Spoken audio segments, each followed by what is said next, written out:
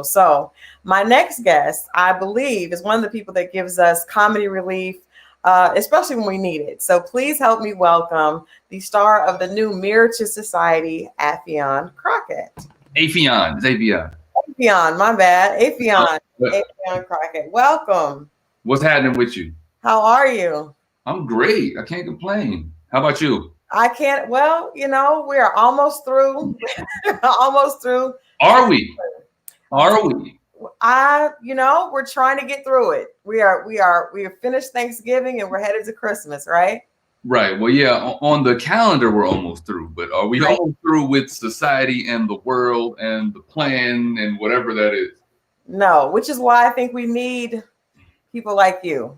People like you. Amen. I'll take it. Yes. I saw when we first locked down, I think because, America's never experienced, well, at least in our generation, has never experienced anything like this. People were panicking. People were in the house, depressed, not sure what's going on. And I think, in my opinion, comedy is one of those things that, first of all, enables us to laugh. And then secondly, it enables us to think, right? Because when you take some of that hardness off and you can actually release the laughter, then you can be open to hearing things. But you and Godfrey did this little spoof that kind of went viral. Just, Steve Harvey, Russell Simmons, Jay-Z, and of course, everybody loves you doing Obama. And I think just little things like that are priceless, especially when people are down and just, that little laugh, you have no idea how that changes people's entire day.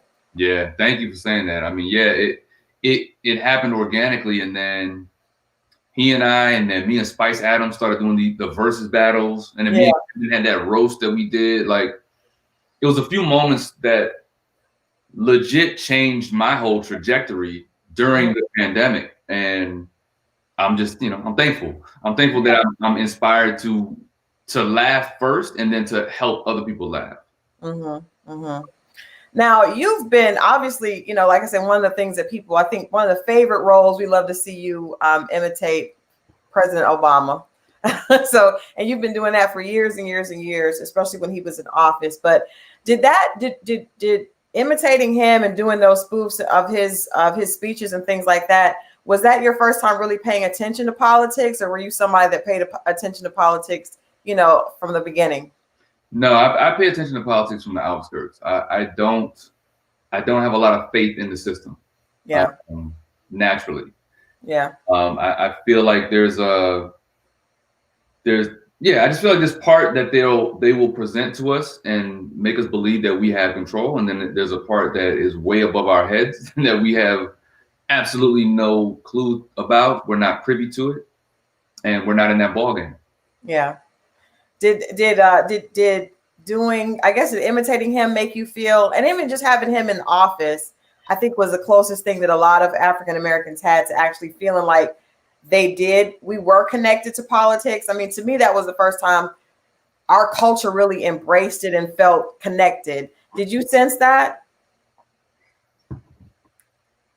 To a degree, not so much politics. I think we all felt the soul of who he is. Yeah. And Michelle, like what they represented in that office, right? Barring politics, because you could find supporters and people that don't support policy and whatever from the Obama administration. Right. But you cannot deny that he was a classy Black president who was poised in the face of racism all 8 years. Yeah. And what they represented was Black excellence, in my opinion. They showed us a strong couple, all the way up from the fist bump, all the way down to their interaction throughout the 8 years. Like they rocked for each other, they rocked for each other, and we got to see a Black president with a Black queen as his first lady, and that's beautiful to me. Like that is inspiring to be able to stand up and lead the nation and be. He had great relationships around the world, and you know what I'm saying, different foreign leaders really rocked with him. And you cut to the other guy who shall remain nameless, and he has fucked the world up. Right, literally. In 4 years, like literally the whole world is in a fucked up position just because of one person's influence. Right. That says a whole lot. That's scary. It's really scary. I think it shows a difference because you mentioned Obama having that. I'm not gonna lie. I remember thinking like, because we've had presidents, you know, and usually some type of scandal comes, and you know, everyone loved Bill Clinton. There was a huge scandal, and I kept saying, please, please, please, please, please. But I almost felt like it was inevitable. Like somebody's coming out before this term is up. And I'm happy that I was wrong. But even after, because I thought, okay, well, afterwards, we're just like, you know, hopefully nobody's been quiet or nothing has been hidden while he's in. But even afterwards, they continue to carry themselves as leaders and people that really make, I think, a large population of people feel better because of what the opposite side is doing, you know, all the time. So seeing that response, and I think even when he speaks and how people respond to that, as opposed to the other, I think we don't realize that words are so influential, which again brings me back to why I think comedians are so important. And the title of this, why we're here today to talk about Mirror to Society, is such, to me, it's so on point, because if comedians can't give candid, you know, give us candid reflection of what's going on, I think we're in trouble. Oh, absolutely, 100%. I mean, that's why kudos to my peer Dave Chappelle in winning the Emmy, and just all of the stances that he's been taking lately, using his platform to stand up for himself first, but for those of us that are really watching, he's standing up for the whole industry. Yeah. Not just comedy. He's standing up for independent rap artists, musicians, you know what I'm saying? Like actors. Right. He's standing up for anyone who says, this is what I'm worth. And just because I signed a bum deal back in the day, I'm coming back for renegotiation. I'm coming back for what's right. Yeah. You know what I mean? And shout out to Netflix for pulling down his special at his request. They didn't have to do that. Yeah. But using him as an example, using Obama as an example, like Obama, I feel like represented the people to the best of his ability. Right. And I saw him on the Breakfast Club recently, and they're asking him, well, do you think you did enough for the Black community? Specifically the Black community. And to me, it's like, all right, he had to pull the United States out of a deficit that Bush left. Yeah. Right? 8 years of that dude left him in a financial crisis that he had to come and repair. Yep. Healthcare and a list of other things throughout his 8 years. So as a president, you cannot well, I'm not gonna say you cannot, because I feel like he did do enough for the Black community, even though he didn't label it as that. I mean, he had more Black people at the White House just partying for function. Right. You know what I'm saying? And he normalized that, right? Which normalized it because we weren't used to seeing that. So it almost like, okay, Mary J. Blige is at like Jay-Z and Beyonce are at the and it's a small thing, but I think when you look at it, it actually is it creates a different feeling. My kids grow up see that this is what they've seen. Where when I was younger, no Black folks were in Ronald Reagan. Like we were disconnected. So I think it normalized bringing us into that political world and making people actually pay attention to it. And him being seen courtside at basketball games, and you know, you seeing Terrence J and Jake Cole and all these different people just meeting with the president, right?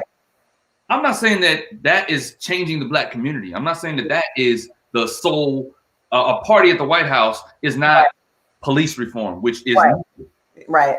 They were killing Black people in the street while Obama was president, which I felt like was a complete backlash. Right. From 2008, as soon as he got inaugurated, and as soon as he got sworn in, they went into a frenzy of, no, we're going to show you more of, we gave you your guy, now we're going to attack all of you in the street. I felt like it was a clear mandate, right? From the news channels to the police, it was a very clear mandate attack on Black people. He can't be everywhere. He's not Superman. He cannot combat all of that. But I feel like what he represented was Black people coming together in a place that we're not welcome in the White House and beyond, and he was a man of the people. He going to burger joints. He doing, and it wasn't for photo ops. We've seen other presidents picking up little black babies and kissing them on the camera, and then they drop the baby. But Obama was really like that dude. And so again, whether you agree with the politics or not, whether you agree with Chappelle, whether you agree with me on stage when I have a microphone in my hand, we are trying to represent our truth and a better society. Yeah. I want to get into marriage to society, but I want to ask you one more question, kind of piggybacking on this. This last election, because of the person that's in office, has been almost like volatile. Like I think people are stressed. Yeah. It's been really uncomfortable. But I also feel like there has been, and we always have been that way. African Americans, especially talent, are used by both political parties. When things get tight, we're used as like caveats and kind of, I just want to ask your opinion as talent. How do you feel about those from both sides? Like I said, I don't think it's just one side or the other. Our vote and our influence is used when times get hard, but otherwise we don't really see that. So we see politicians pandering to hip hop culture in a way that is, very unheard of until they need something. Yeah, I mean that's corny. Right. Yeah. And we know what it is. You know when you sitting at the crib and your phone rings from somebody you ain't heard from in a long time, this nigga wants something. Right. You know what I mean? They want something. And politicians have always been slimy.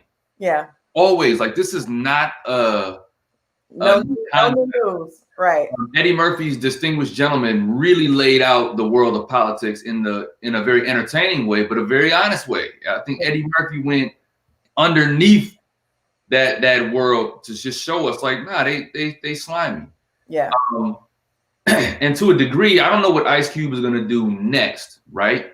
But he got a lot of flack with trying to get the black agenda passed with the other guy, because that's who was in position. In position, right. So hopefully he goes to Kamala and Biden and does the same thing and say, look, this is what the black community needs, and we need this on paper, we need it in writing. So we do have to, when we see them coming, it's like, look, we supported you. Yeah. You showed up to the polls. Now, what are you doing for the black people who are disenfranchised and who are being murdered in the streets? Simple as that. Like, let's just start there. Let's start with, what are you doing for the black people who are being murdered in the streets? Right. Like terrorists with badges and terrorists with sheets on their heads or tiki torches, whatever. Right. Terrorism in all forms, and it's not being spoken about. The terrorists that they want to focus on are brown people that are overseas, but there are terrorists right here in the United States. Yeah.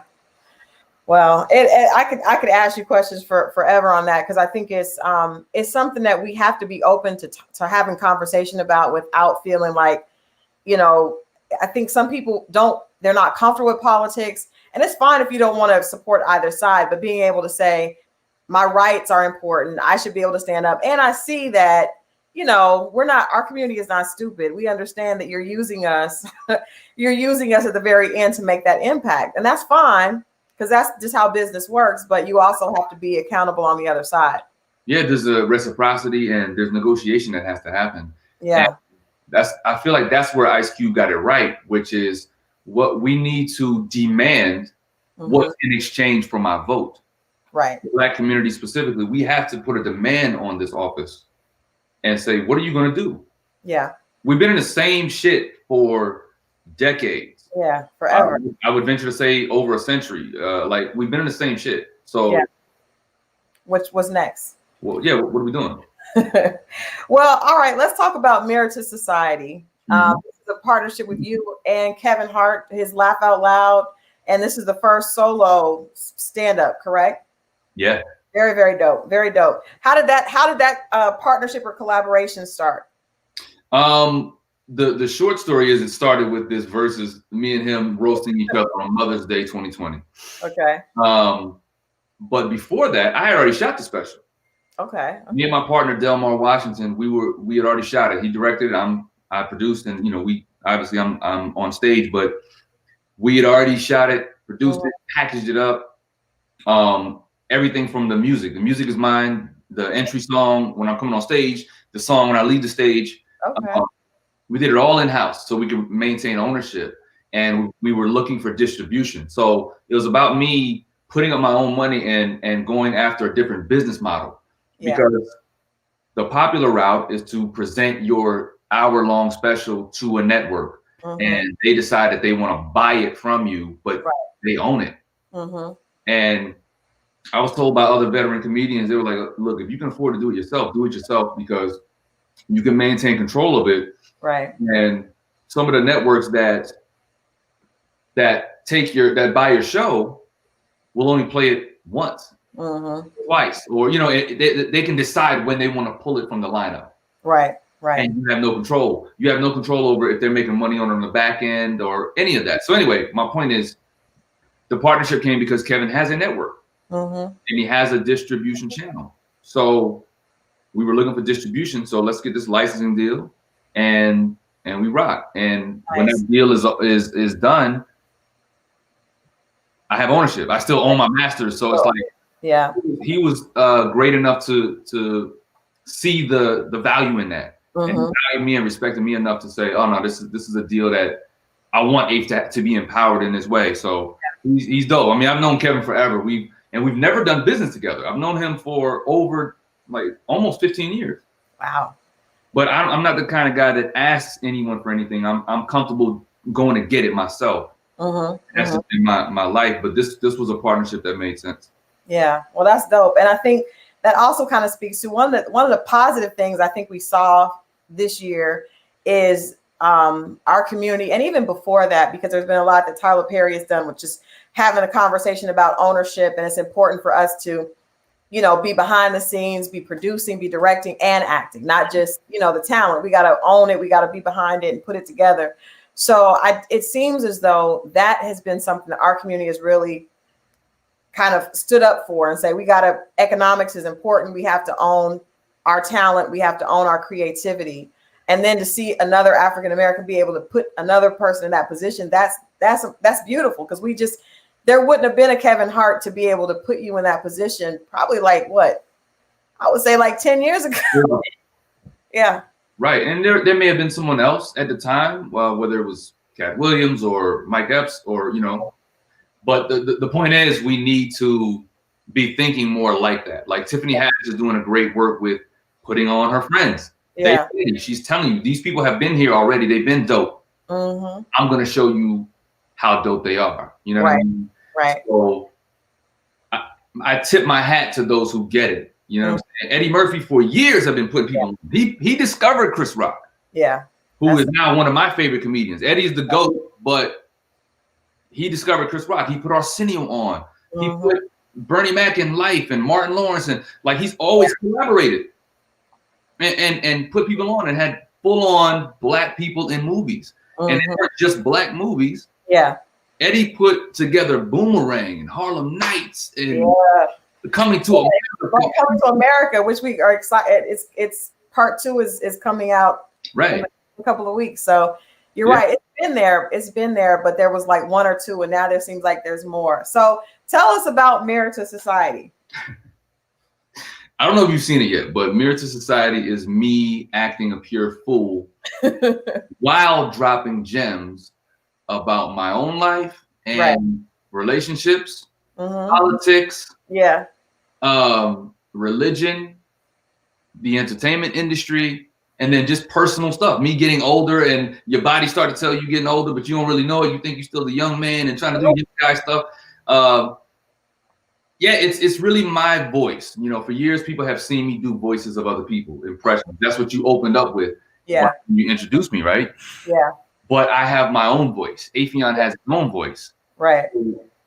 What do I think about house niggas in Hollywood? What do I think about how we treat gay people? And you know what I'm saying? So that's what Mirror to Society is. And then it's me talking about, the younger generation, me and my nephew having these conversations. Like, we don't get each other. Yeah. When I was younger, that was me and my parents. So We thought back then, oh, we were the young, informed people, and the parents was old and out of touch. And now I'm looking at my nephew like, I don't know what the fuck you talking about. Right, exactly. You mentioned relationships, and I think most comedians that is something that will never get tired. It's always relationships and the gap between men and women, and how men think and how women think. To me, the older I get, the more I realize how different men and women are. I think when I was younger, I kind of felt like, okay, I like him, he likes me, he's got to be thinking the same thing. What are y'all? No, y'all are not thinking the same thing as we are at all. Ever. And the key is to really find someone who's healed, especially in the Black community, because I talk about therapy in this special. Yeah. I've been in therapy for the last 2 years, and most of our issues as Black people in relationships come from each individual's past trauma. That's where it all. That's it. Yeah. Parental or external. Maybe there's molestation. Maybe there's abuse. There's bullying. There's all these kind of things, right? Yeah. Yeah. If you don't heal that, it's going to affect every aspect of your life, your job, your relationships, your friendships, your relationship to yourself. So you get two people come together, they have all this baggage and it's defense. You look just like everybody else that's tried to mess me over. I look the same as everyone that's messed you over, and we are fighting each other's demons and going to war with each other. But the more you heal, you can find someone who, even though men and women think differently, you can find someone who's willing to be like, oh, that's interesting. I didn't know you thought like that. And you communicate, and it's chill. It's like, oh, okay, my fault. I didn't know that you saw it that way. I can understand why you see it that way. Let's move on. I got you. Like, whatever you need, I'm gonna make sure my ears a little more in tune to what you need. Thank you for sharing it with me. That's a healed conversation. Yeah, that's unfortunately that's rare. That response, that's rare across the board. I don't even know if it's just our community. I'm just more familiar with our community, but being able to talk about us because us, but I know us well. It's universal because when I talk about relationships on stage, everybody in the crowd gets it. I perform for everybody. Yeah. But I deliver it in the same way. Like, I'm gonna deliver it like I'm just talking to my people, because I know we all dealing with the same type of shit. Right. Culturally, it's going to be different a little bit, but the relationship between men and women, across the board. You mentioned therapy, and there was a big shift, I think, in mental health awareness, over this year, which was needed, especially because we were all sitting down. Rolling Out is hosting a Peace and Purpose conference. And I've been talking to people about first of all, how do you find internal peace when, especially in entertainment, that the industry and everything that you're dealing with, I'm sure it can be hard to find like an internal peace if you're not really locked into that. So I'm assuming, going to therapy may help you with that, but how do you personally kind of tap into that internal peace? I lead with peace. Peace is my mantra. It's paramount for me. So it comes with knowing who you are. If you don't know who you are, you will always be swayed from right to left by what someone else thinks, by what someone else desires, and you're trying to make them happy, but you don't know what makes you happy because you don't know you. Right. So if you can lock into, it starts with finding out what makes you happy. Locking into that, and it can be the smallest thing or the biggest thing, right? Walk into the beach. It could be starting a company. Right. Whatever is your thing that brings you joy is the thing that's your flashlight to peace. Nice. I like that. Your flashlight to peace. That's your flashlight to peace. And if you focus on staying grounded in that, and when things get in a disarray, you know how to breathe and say, you know what, also, I don't know what anyone's religious belief is, but for me, that's for me in my house, me and God, we good. Me and the Holy Spirit, we real good. Right. So I know how to tap in and be like, you know what? I'm doing a whole lot of trying to fix things in my own strength. Yep. You keep saying put it in your hands. I'm gonna just do that. Right. And he's been there every time. Like every single time. My personal experience with my Lord and Savior, you guys can call it your universe, higher power, whatever. My personal experience with divinity is divinity don't go nowhere. Divinity lives in you. Yeah. It lives around you. It lives through you. Nice. And if you trust it, because you can mess it up. Yeah. It's like divinity is like a parent holding a baby, right? The parent got the baby. If the baby trusted, the baby just gonna nestle in that little nook, right? Yeah. The minute the baby starts doing all of this, it stands the risk of being tumbling out of the arms of that secure parent. That's how I find my peace. I trust that nook. Yeah. God got me. Yeah. My whole life, and I'm like, all right, let's just go for the ride. Like you carry me anyway, so let me enjoy the view. Stop fighting. Yeah, stop fighting it. In that same vein, purpose. A lot of people think that purpose is related to their career. I think Chadwick Boseman's words, and of course, after he passed away, everybody just is tuned into his words. And I was watching one of his speeches last night where he talked about being in his purpose and feeling a sense of peace and being able to move forward in that. And we look and see what his purpose was even though it was, his purpose was, being in films, but he was very, very intentional about the work that he was doing because he had found his purpose. I'm just assuming, like I said, because I feel comedians, especially intellectual comedians like yourself, Chris Rock is my favorite. Dave Chappelle is obviously a favorite as well. You all are able to deliver messages wrapped in, it's like wrapping it in candy, right? So it's able to be digested. So I'm just assuming that that's a part of your purpose. But how do you define, when you were able to realize this is my purpose, or do you feel comedy is a part of your purpose? Yeah, for sure. Because I'm not naturally a comedian. I was never funny. I was a shy kid. Wow. I was introverted. I was a new student all the time. My family's military, so we grew up around the world, Germany and Trinidad, and my mom is Trinidadian too, North Carolina. So it's like we bounced around so many different places that I became introverted. I'm still slightly introverted now, right? Even people ask me all the time why I wear so many hoodies. This is like my Linus blanket. I'm not even aware of it all the time, but I'm protecting my crown. It's like I'm wondering if maybe your hair was thinning or something, because that's a lot of people wear. Okay, you good. You good. Look, I'm fresh. Yeah, you gotta let that edge up show. But I was like, is his hair messed up? Wow, okay. But I forgot the question. I went on a tangent. And how did you find this how did you realize that this was your purpose? Honestly, through trial and error. I didn't know it was my purpose. It was just something that, again, going back to what makes you feel joy. I said, I want to make people laugh. I like to laugh, so I want to help other people laugh, right? And along the way, you start to hear things.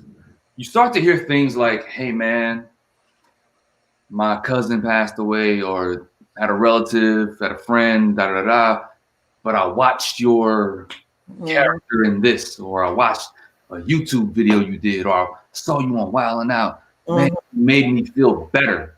Yeah. It helped me get through this tough time. When you hear that more than 5 times, then you hear it 20 times, then you hear it 100 times. Then you hear it 1,000 times. Then you start getting messages, and it's coming from everywhere. It's like, okay. Yeah, I hear you. Yeah. I would be a fool to not hear you. Yeah. Understand that. So for me, even in the George Floyd and all of those instances where, from Philando Castile, and we have these moments that some of them are a little more jarring than others. George Floyd was that one that just stopped us all. Yeah. Others, we were just trying to push through. As Black people, we were just like, all right, we gotta get to work. I gotta do my life. I gotta live life. Yeah. But George kind of hit us all in the chest. So it was really tough to be funny. Yeah. for about 2 weeks. Yeah. 2 weeks. It was tough. Yeah. But that's when I lean on my other gifts. I Mhm. did a dance interpretation number with some of my friends Yeah. to her song "I'm Not Okay," Wow. Dope. and she saw it and she was like, "Yo, I'm posting it." She posted on her YouTube, on her Dope. Yeah. IG, and she just really backed it. The record label, her manager Jeff, they made sure it was whitelisted so that Instagram wouldn't flag the music. But Yeah.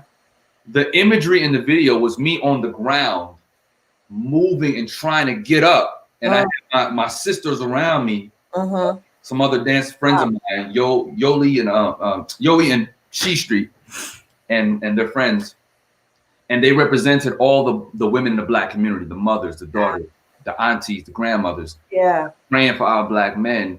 And so Mm-hmm. I'm on the ground trying to get up, and I never can get up. Wow. And it's symbolic to all the Black men that feel like we just can't get ahead, we can't get off the ground. Mm-hmm. Literally, Yeah. when the police, like the whole George Floyd incident, and millions of others, and figuratively as well. So, and then at the end, the character goes out, he dies, and the women are broken because they couldn't save him. Yeah. So when she saw it, she was like, me to tears. Yeah. Full support of this.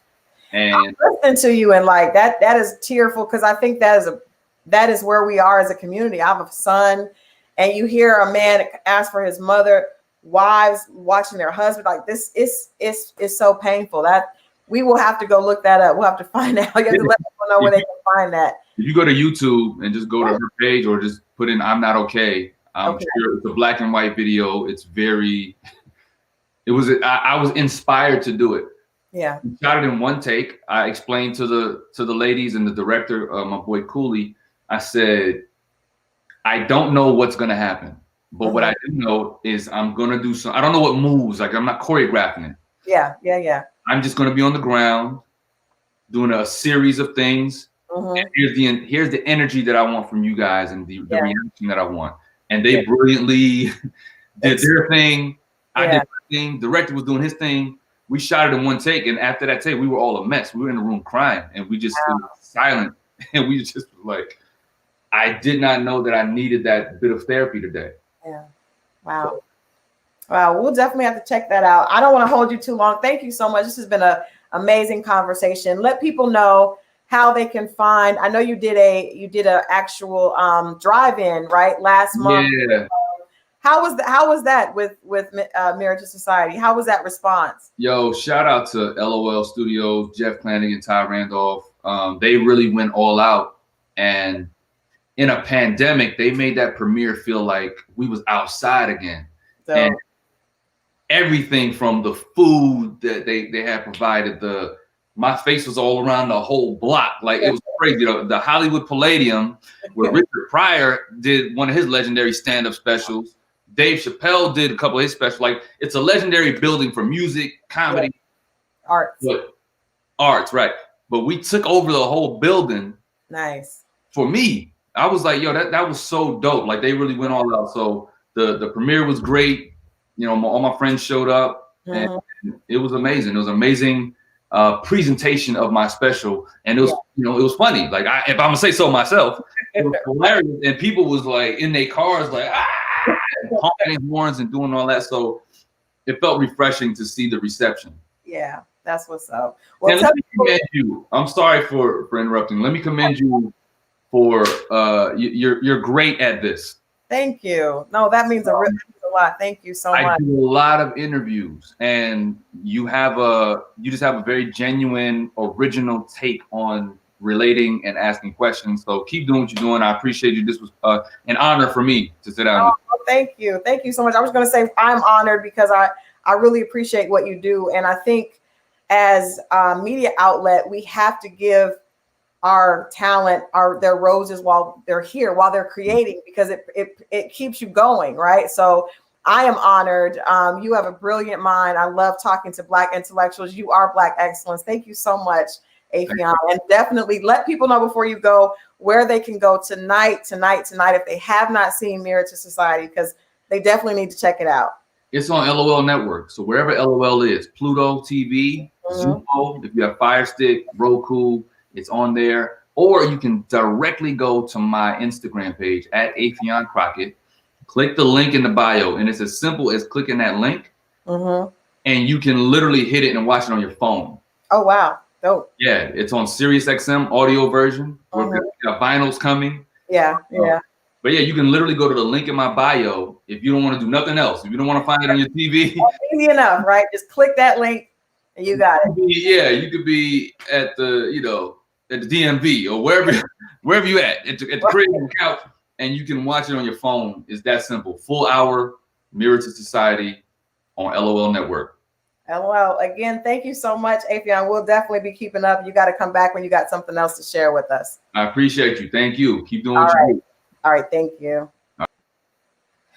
Man, that was a great conversation with Affion Crockett. I am literally telling you guys, he's brilliant. If you have not seen Mirror to Society, you definitely want to check that out. Like he said, all you got to do is go to his Instagram page, click on the link in his bio, and you can watch that. You can find more about this interview. We'll have the post up on rollingout.com. I thank you guys for rocking with me today on a Thursday. I'm excited about coming back on tomorrow for Peace and Purpose with the beautiful Sierra Gates. We're going to talk about being a millionaire. We're going to talk about finding your purpose and remaining faithful to that purpose in the face of adversity. So if you haven't registered for Peace and Purpose, you definitely want to do that. Go to peaceandpurpose.co and register right now so you can be a part of some amazing conversations. Myself, Munson Steed, Ty Cooper, Portia, and so many other of the Rolling Out personalities are going to be having some very impactful conversations with people like Eva Pigford, Cynthia Bailey,